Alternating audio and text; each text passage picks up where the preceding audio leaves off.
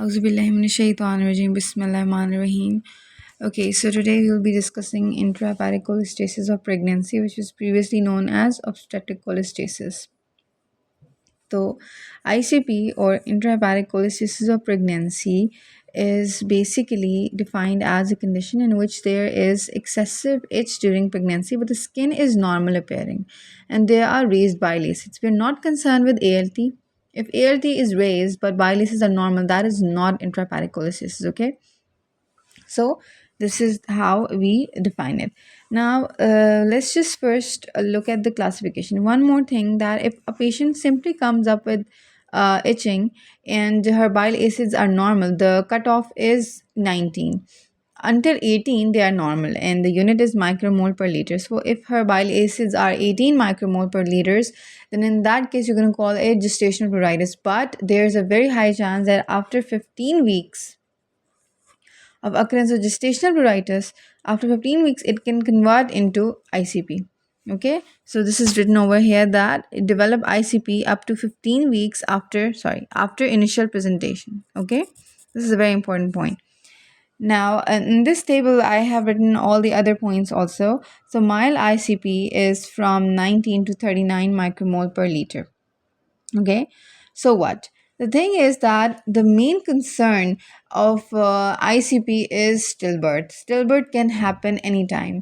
And a very important point is that you have a patient admitted with obs coli, in ICP, I will call it ICP now, and you are asking your junior to continuously do CTG, bedtime CTG, morning time and evening time, and you're like, then you're very happy that we are doing CTGs, so everything is going to be perfect. No, this is a very important line, that CTG and ultrasound assessment has no role in predicting or preventing stillbirth. Let me show you that. It's written, over here. So the under the heading what fetal monitoring should be advised, it is written that fetal ultrasound or CTG do not predict or prevent stillbirth. They can give you an idea of the overall well-being, but stillbirth can happen anytime. Even, God forbid, even 5 minutes after a normal CTG, stillbirth can happen. Why? Because these bile acids, they can cause fetal arrhythmia anytime. And number two is that they can cause placental vessel vasospasm. This is also written in the guideline.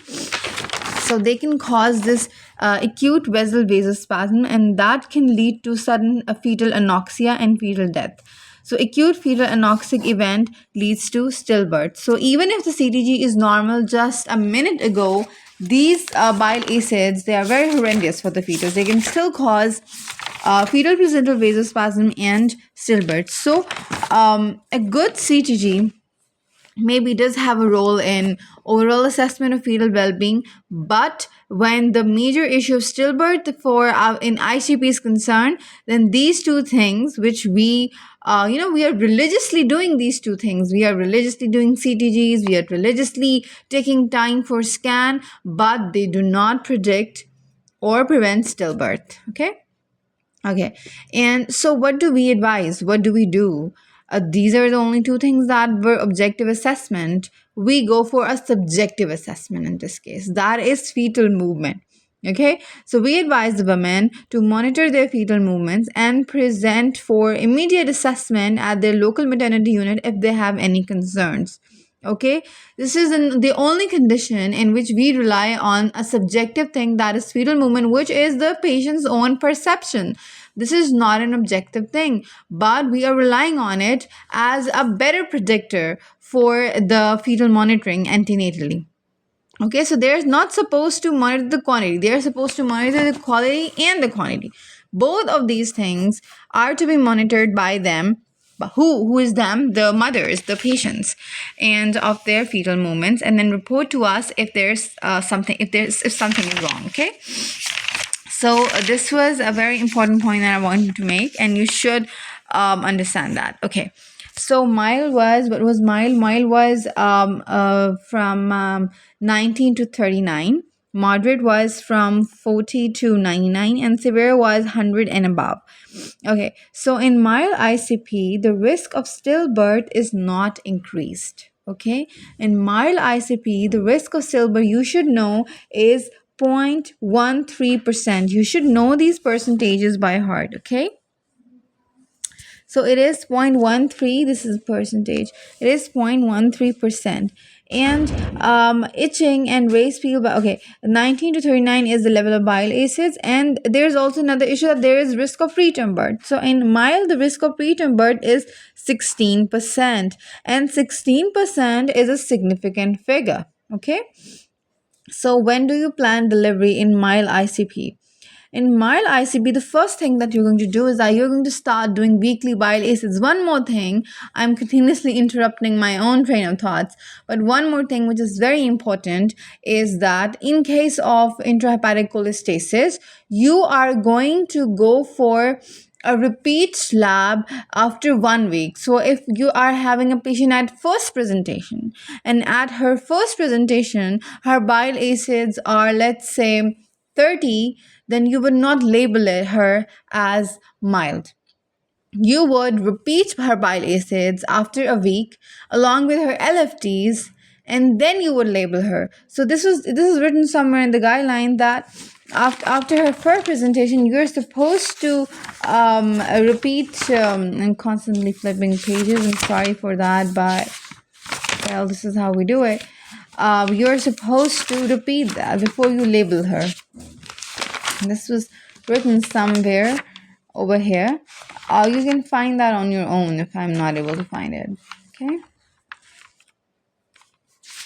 And then you are supposed to, yeah, over here. All women with itch and initially, wait, it's blurred. All women with itch and an initial raised bile acid level, they should have a second bile acid measurement repeated around 1 week later before any diagnostic or care decisions are determined, as it is common for women with bile acid levels over 100 and 40 to 100 to have subsequent bile acid concentrations that are much lower. Okay, so on her initial presentation, you are supposed to go for a second measurement before taking a decision. Okay, what if she is at 35 weeks and her bile acids are at, her bile acids are raised? Then are you going to, classify her and take a decision? No. Before that, you're going to repeat her levels for, further planning. So this was an important thing.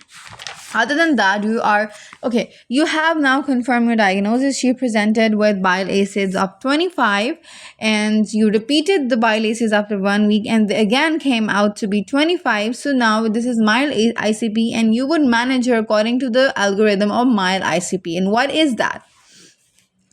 That algorithm says that, as I have already told, that in mild ICP, the risk of stillbirth is not additionally increased. It is similar than the background risk, that is 0.13%, and preterm birth risk is 16%.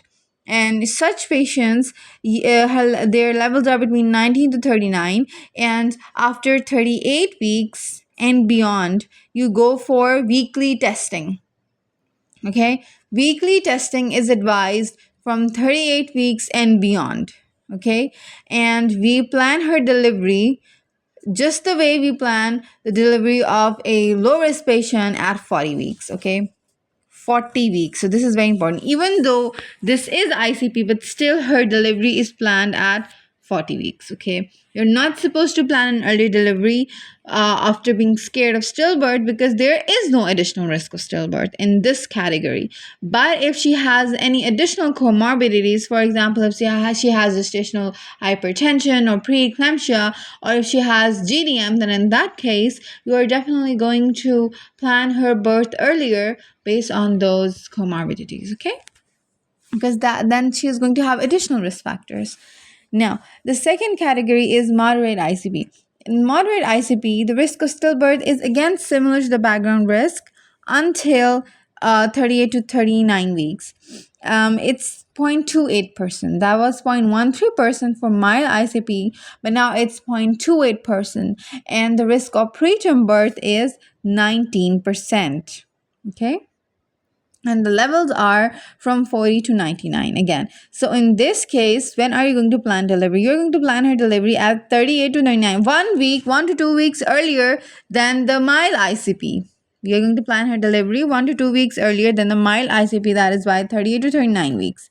So in mild ICP was 40 weeks at term, and in moderate it is 38 to, because the risk of stillbirth is same as the background risk until 38 weeks. After 38 weeks, the risk of stillbirth is increased in moderate ICP because now we are getting towards a graver condition. Okay, so in case of severe ICP, the risk of stillbirth is gravely increased. That is 3.44%. And 3.44% is a serious figure for stillbirth because stillbirth is a very scary condition. That's the whole target of UK maternal medicine is to, reduce this issue. So in case of severe ICP, the stillbirth becomes 3.44%. And that too beyond 35 weeks. So when do we deliver? We deliver severe ICP very early. We deliver them by 35 to 36 weeks. This is very important. Please remember that. There is no figure of 37 weeks. So it's 40 weeks, then it's 38, 39, and then it's 35, 36. Okay? So you can go it from 35, 36, no 37, 38, 39, and 40. Okay? But in severe ICP, we know that there are 100 or more than that. The risk of preterm birth is 30%. We are ourselves doing our preterm birth, right? We are inducing them or we are delivering them. We are planning their delivery by 35, 36. It itself is preterm birth. So that's significantly increase that goes to 30%. So 16%, 19%, and 30% in stillbirth was 0.13%, 0.28%, and 3.44%. Okay? Now we get it. So when is the weekly testing for severe? The weekly testing for severe does not exist. What's the point of doing weekly testing? It cannot get any worse. Okay, but for moderate ICP, weekly testing begins at 35 weeks. And for mild ICP, it began at 38 weeks. So 38 weeks weekly testing, and then from moderate, from 35 weeks onward weekly testing. And for severe, you do not do weekly testing because there's nothing you can do. You are already in severe category. You're just supposed to plan birth by 35 to 36 weeks. Okay.